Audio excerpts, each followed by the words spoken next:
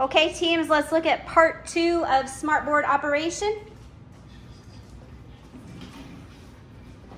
All right, once you have your board plugged in, you can connect it to the internet, go into your settings,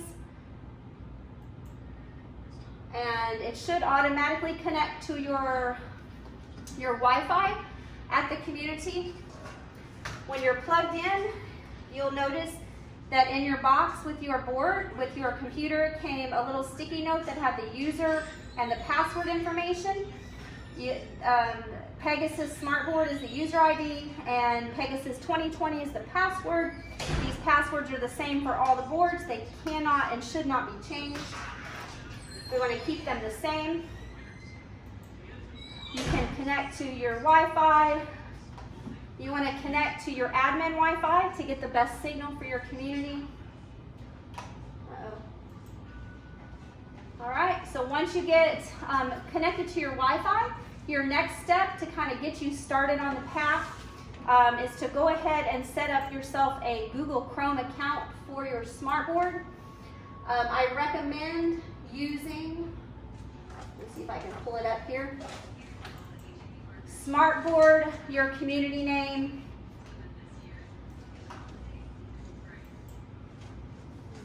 Smartboard community name at gmail.com, and put Pegasus 2020 as your password. So in order to really get the most out of it and be able to send yourself files and have family members be able to send you stuff, having a Gmail account is going to open up some more possibilities for you as well. Once you get a Gmail account set up, then you can go in and you can set up a YouTube account. So the YouTube account will give you the availability to create playlists for your particular group of residents, whether it's musicals, fitness programming, lifelong learning, education for your staff, all of that. It can be set up in playlists for easy access for your associates and yourself to be able to use when you're working with residents and care partners as well. All right. So once you get that done, now you want to start looking for different applications for your residents to use, whether it's interactive games, word games, puzzles, simple things like Flow Free, Bubble Pop, Candy Crush are easy to add, musical instruments. This entire column here are items that I have in the virtual library in the S drive. Those are PowerPoint-based games, and even some things that I have downloaded from Activity Connection to be able to use on this board. Setting up a Netflix account for your community is another way to maximize using this. You do not want this to turn into a television set, so you want to ensure that you control the Netflix account and you control what's being shown on it.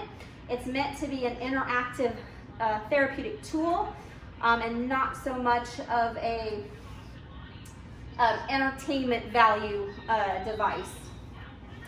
So other applications that you're going to notice when you first plug this in is that Cisco Web Meetings and WebEx Teams, which is part of the Pegasus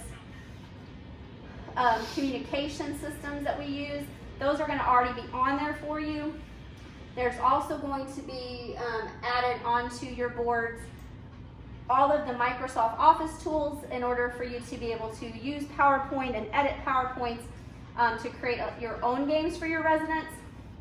You're also going to see pen software, overlay mode, and the sharp information.